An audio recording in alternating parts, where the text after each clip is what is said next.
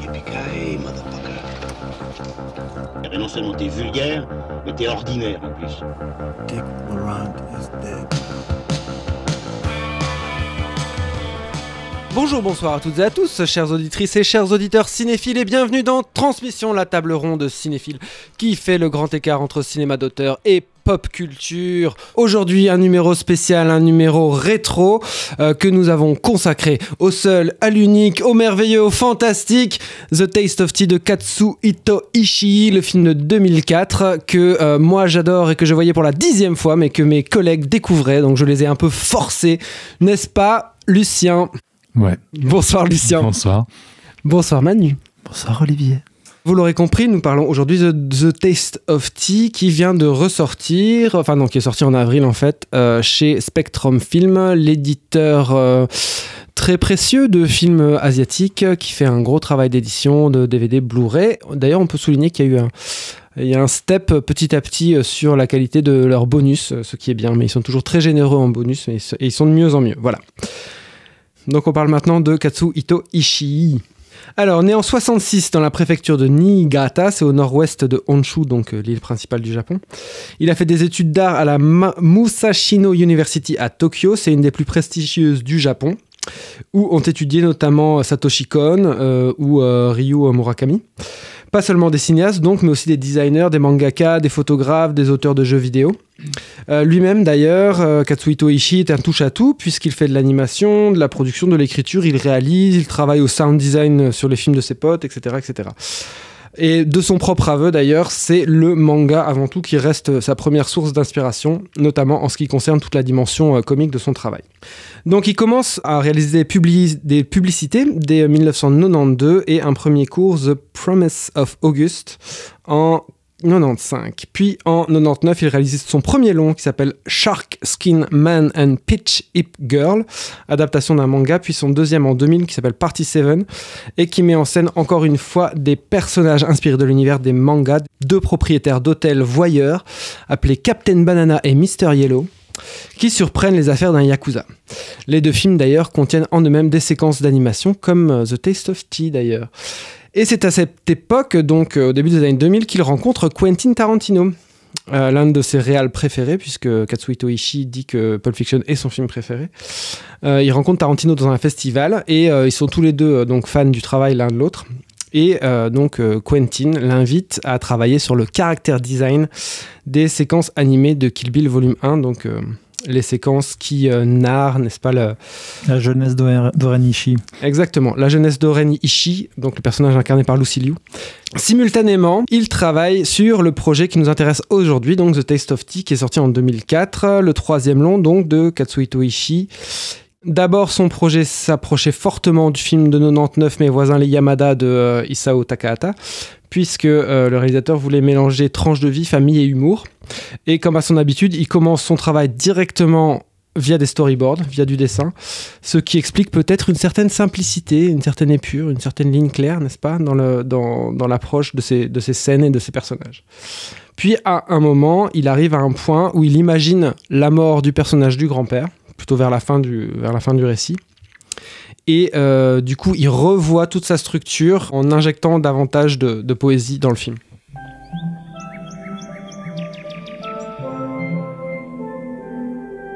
Écrit, réalisé et monté par Katsuhito Ishii, The Taste of Tea se déroule dans une campagne japonaise où une maison ouverte sur la nature est habitée par la famille Haruno. Hajime, le fils aîné, a une quinzaine d'années, et il commence le film en ayant pu avouer ses sentiments à la fille qu'il aime tant avant qu'elle ne déménage. Sa petite sœur s'appelle Sachiko, et elle, son problème, c'est qu'elle est troublée par la présence d'un double géant qu'elle voit partout.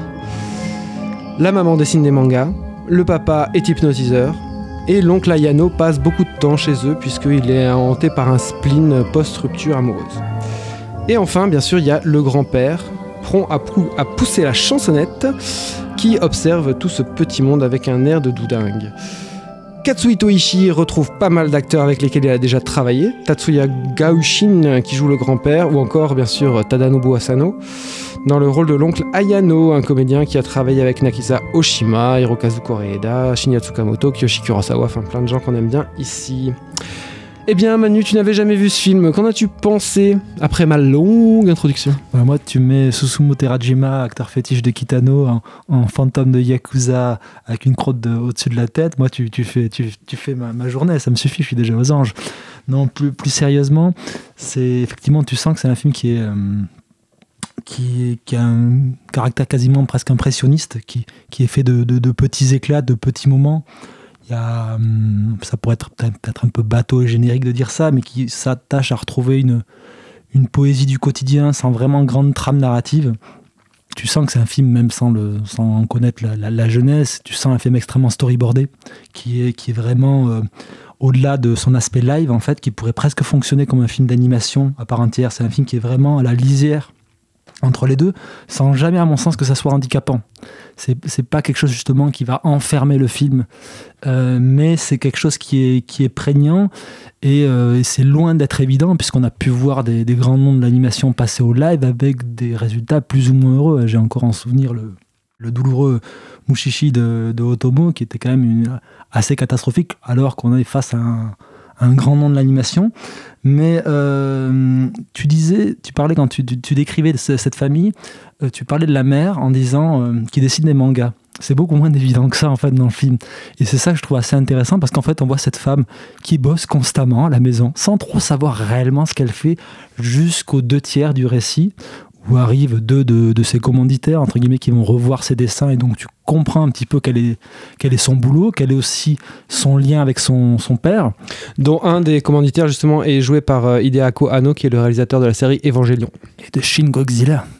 C'est dans ces petites touches, en fait, où le film se révèle assez intéressant, déjà de montrer cet aspect créatif qui est ramené à une simple fonction de travail, en fait, de tâches quotidiennes que cette mère remet chaque fois sur la table, et qui va finir par être son accomplissement à elle, puisqu'en fait, effectivement, malgré ce caractère impressionniste, chaque personnage va avoir son arc narratif et une conclusion. Ce qui est assez intéressant, notamment dans la relation entre le père et la mère, c'est que l'accomplissement du père et la réussite de la mère. Je trouve ça extrêmement beau dans la séquence, parce que donc, le père exerce une profession un peu farfelue d'hypnose thérapeutique, et le moment où sa femme dévoile devant les producteurs la séquence animée, le fruit de son travail qui apparaît dans le film comme une séquence d'animation pure bruitée à la bouche.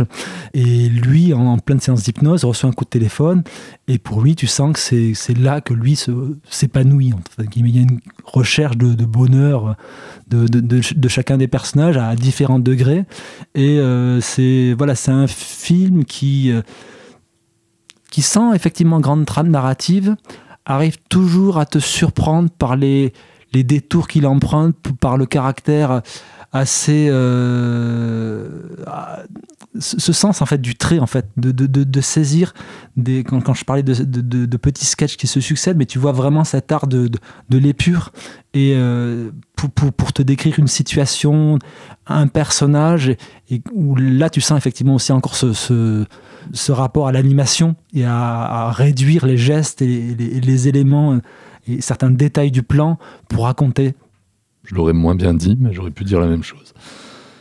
C'est un film qui est incroyablement libre et créatif, une sorte d'ode à la folie, une fable optimiste qui refuse toute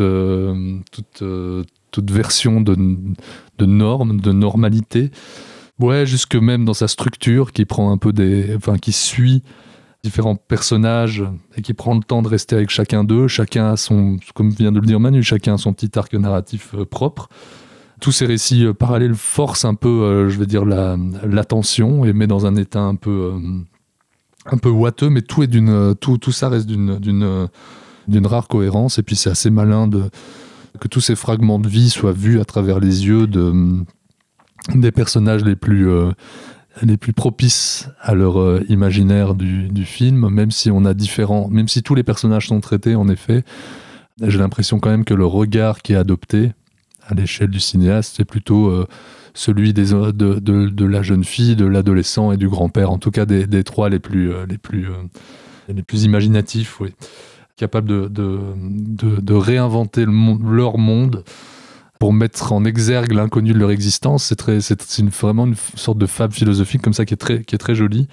Mais réinventer leur monde à partir de rien, c'est-à-dire que eux vivent déjà dans un monde de rêve, c'est-à-dire que c'est justement Sachiko, Hajime et le grand-père sont les seuls qui ne marchent pas à l'hypnose du père. À un moment, donc, le père fait une séance d'hypnose chez lui, et les seuls qui ne marchent pas sont les enfants et le grand-père, qui sont déjà dans une espèce de monde à eux, qu'ils s'inventent eux-mêmes. Les adultes sont un peu dans des conventions, un tout petit peu. Par exemple, quand ils sont dans le train et qu'il y a les cosplays qui rentrent dans le train, le père essaye d'empêcher Hajime de regarder les gars habillés en cosplay, par exemple, parce qu'il est dans une espèce de truc un peu normatif. La maman, une fois qu'elle s'est réveillée de l'hypnose, elle parle avec Sachiko dans la chambre et elle dit c'est un monde merveilleux dans lequel je suis libre. Enfin voilà, elle parle de son expérience hypnotique. Et en fait, ce qui est très beau dans le film, c'est que donc les enfants et le grand-père n'ont pas besoin de cet artifice, qui sont beaucoup plus, enfin qui sont plus libres que les parents qui sont dans des conventions, même si ça les handicape pas beaucoup, quoi. Bah ouais, et t'as tout à fait raison, Oli, mais cette folie douce dont on parle et qui est développée par le film, elle est d'autant plus belle, je trouve, qu'elle est mise en scène de façon extrêmement juste et classique, d'une certaine manière, à l'exception de quelques incrustations.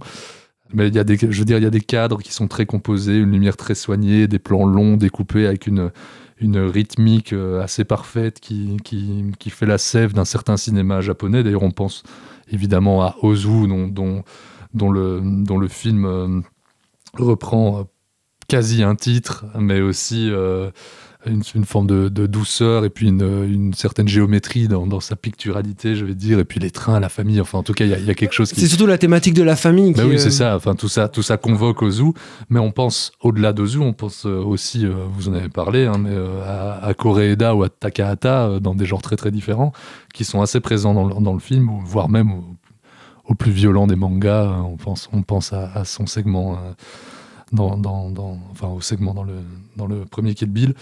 C'est un peu un film qui est tout à la fois, mais avec une singularité qui est très forte, et c'est très touchant. Moi, je vais prendre un exemple assez précis du film. Il y a un moment dans le film, juste un plan qui me semble résumer vraiment assez bien les thématiques, enfin qui semble contenir les thématiques du film. C'est plus ou moins au début. Il y a un plan sur la cour d'école en plongée, très large plan, où il y a un type qui balaie. Qui danse. Et d'un coup, il se met à faire une figure plutôt qui est très aux arts martiaux avec son balai. Et dans ce plan-là, t'as un peu tout le film dans le sens où tu devrais pas regarder là, en fait. Et tu regardes longtemps, et finalement, il se passe un truc beau. Tu vois ? Et à t'abandonner dans la contemplation, tu vas saisir un truc que tu n'aurais pas vu si tu avais été trop vite ou si tu avais été trop sur les rails du quotidien. Il y a une scène qui est encore plus révélatrice de ça. C'est la scène avec l'oncle et qui, du moins, la résolution du conflit, si on peut dire, de l'oncle quand il va revoir son amour, son ex, qui est une scène comme ça qui dure longtemps. Très composée, mais qui est un plan séquence pur et simple, et qui joue justement de ce côté extrêmement naïf que peut avoir le film, justement, dans la manière dont il dépeint ses personnages, et de par sa durée, de montrer toute l'ambivalence encore que les personnages ont comme sentiment l'un envers l'autre. Mais aussi, dans cette scène-là précisément, Tadanobu Asano est sacrément bon. Dans sa gestuelle, son corps, la manière dont il se place par rapport à elle, la manière dont son regard est fuyant, dont il balance ses répliques et tout. Enfin, très fort. Il y a aussi dans le film une célébration du passe-temps, du hobby, de ta passion, en fait. Le film encourage tellement fort à avoir une passion qui te conduit, en fait, même à parfois à faire de bonnes actions et qui te permet non seulement une échappatoire, mais qui te donne un sens et qui te mène sur un espèce de chemin du bonheur, quoi. Il dit même presque que, oui, le chemin du bonheur, en effet, pour les plus âgés, mais pour les plus jeunes, c'est même un chemin obligatoire à prendre pour grandir. Il y a cette très belle idée de ce double gigantesque qui disparaît à partir du moment où la jeune fille accomplit quelque chose qui a trait à un mouvement sportif, à une forme de passion. Ça, c'est une très belle idée. Et elle persévère. Et elle persévère, bien sûr. Il y a la même idée pour plusieurs personnages, mais c'est le plus littéral, c'est avec cette petite fille. Très belle idée. Notamment d'ailleurs par rapport à ce truc des passions, même les personnages vraiment ultra secondaires, de nouveau les cosplays. Dans la dernière partie du film, ils sont à un moment, ils font une espèce de mise en scène avec des fumigènes et leurs jouets, etc. Et c'est à ce moment-là que Sachiko voit le Yakuza enterré, là, et c'est eux qui vont aller délivrer le Yakuza qui pourtant les avait bastonnés la séquence d'avant, quoi. Voilà, les avait bastonnés au début du film. Donc ça, moi je trouve que c'est une idée vraiment super belle. Et il y a un truc que vous avez pas dit, c'est quand même que le film est super drôle, quoi. Le film est drôle, ouais. Il joue sur plusieurs niveaux de drôlerie. Il y a une drôlerie vraiment purement liée à la situation, avec un mangaka qui va se faire casser la gueule par une jeune femme. Et il y a aussi une drôlerie qui naît parfois de l'étirement des scènes. Je pense notamment, le film répète aussi commence sur ce motif de la course romantique, hein, ce trope de la comédie romantique où le personnage va courir vers son amour. Donc le film commence là-dessus. Et il y a un moment qui est absolument merveilleux dans le film et qui est très drôle. C'est le moment où Hajime se rend compte que via le jeu de Go, donc via sa passion de nouveau, il va avoir une porte d'entrée pour aller séduire la fille qui lui a tapé dans l'œil, en gros, enfin plus que tapé dans l'œil, qui lui a tapé dans le cœur directement. Avec justement une très belle scène, le moment où il retombe amoureux après son échec sentimental du début du film, le moment où il retombe amoureux, avec cette séquence comme ça qui est un peu figée, ralenti dans le temps, avec la séquence de la tempête, qui est le moment qui correspond au début de la résolution pour son oncle et qui est lui son nouveau départ avec l'entrée de ce personnage féminin dans la classe. Et donc quand il a compris que via le jeu de Go il va réussir à avoir une porte d'entrée pour aller essayer de séduire la fille, il y a une scène ultra étirée où il rentre chez lui à vélo. Et la drôlerie va venir du fait que justement de la répétition des plans de lui à vélo qui rentre vers sa maison en plan large, en plan plus serré, et jusqu'à ce qu'il s'essouffle et qui répète tout le temps le jeu de Go comme ça. Et surtout aussi le choix de l'accessoire, c'est-à-dire qu'il a un vélo un peu trop petit et il fait beaucoup trop de mouvements par rapport à la vitesse qu'il doit avoir pour rejoindre sa maison. Et là, c'est vraiment très très drôle et très beau. Mais surtout qu'il doit ramener le vélo après la gare, hein. Après toute cette scène-là. Oui, il sait même plus où il va au final. Il sait même plus pourquoi il pédale tellement. Enfin, il y a un côté comme ça de distorsion du temps. Mais non, il y a d'autres moments, et un moment dont parlait Manu plus tôt avec un fantôme. Est-ce un samouraï, en tout cas un fantôme de combattant japonais avec une énorme merde sur la tête. Ce qui est très drôle c'est pas dans un cette samouraï, scène. C'est un yakuza. Hein. C'est un yakuza, pardon. C'est juste oui. Ce qui est très drôle dans cette scène, c'est pas tant. Enfin, si, c'est drôle en soi. Ce qui est drôle, c'est que le gars qui raconte cette histoire la raconte avec beaucoup de sérieux et pendant très longtemps. Et donc, il y a un moment où, en fait, avant même l'achèvement de l'histoire, qui est cette espèce de truc absurde, c'est déjà très drôle. Mais parce que quand il la raconte, il s'interrompt, il dit elle te plaît mon histoire, hein. Mais non, mais même il en parle aussi comme si il raconte cette histoire comme si c'était la plus grande des introspections, comme s'il parlait à son psy, alors que bon, c'est pas tout à fait le cas. Non, c'est une scène très drôle. J'ai pris un petit extrait de cette scène de retour à vélo pour et aussi ce qui est drôle dans cette scène et dans l'extrait sonore, du coup, c'est qu'on sent que aussi Katsuhito Ishii joue avec l'échelle des plans, donc c'est-à-dire les plans larges, les plans rapprochés, mais aussi d'un point de vue sonore, comme vous allez pouvoir le constater.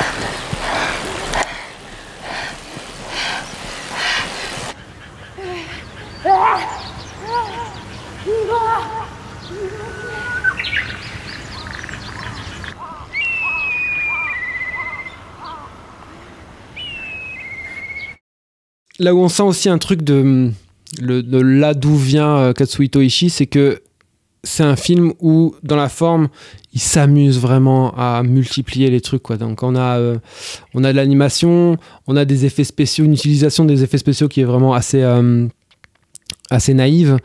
Les effets spéciaux se voient, quoi. Et puis il y a aussi des titres qui viennent s'afficher à l'écran, énormément d'artifices comme ça visuels qui peuvent rappeler un cinéma un peu bricolé, quoi, un peu un cinéma qui vient de l'école de la pub ou de cinéastes comme par exemple Michel Gondry, quoi. Mais et puis quand tu parlais justement de traitement sonore, d'échelle de plan pour la séquence de vélo, il y a un truc aussi avec lequel il joue beaucoup, même au sein d'un même plan, c'est de la manière de se rapprocher au niveau d'un point de vue sonore ou pas, et s'éloigner au sein d'un même plan. Il va jouer beaucoup de quelque chose qui n'est pas du tout naturaliste, entre guillemets, dans la manière de capter le son au sein d'un plan et quelquefois de s'en éloigner tout aussi bien. Il joue beaucoup aussi de ça tout au long du film, quoi. Très bien. Rien à rajouter, Lucien ? Si, que je suis content d'avoir fait cette émission sur ce film, rien que pour voir la tête d'Oli quand il en parle, il resplendit, ça donnerait presque envie de jouer au Go avec lui. En tout cas, moi je trouve que ce film, il peut emmerder des gens, mais je trouve qu'il a un potentiel de culterie complètement dingue. C'est-à-dire que je vois vraiment des gens se réunir pour voir ce film habillés en cosplay, en connaissant la chanson Montagne aux montagnes par cœur, ou la chanson de l'eau chaude par cœur. Mais bon, regardez-le, peut-être que ce film va vous toucher en plein cœur, ou peut-être qu'il vous laissera sur le carreau, mais en tout cas, c'est vraiment un film à part et unique. Voilà. Merci beaucoup Manu, merci beaucoup Lucien, merci beaucoup Spectrum Film d'avoir réédité The Taste of Tea de Katsuhito Ishii. Merci à vous. Merci à vous les gars. Ciao.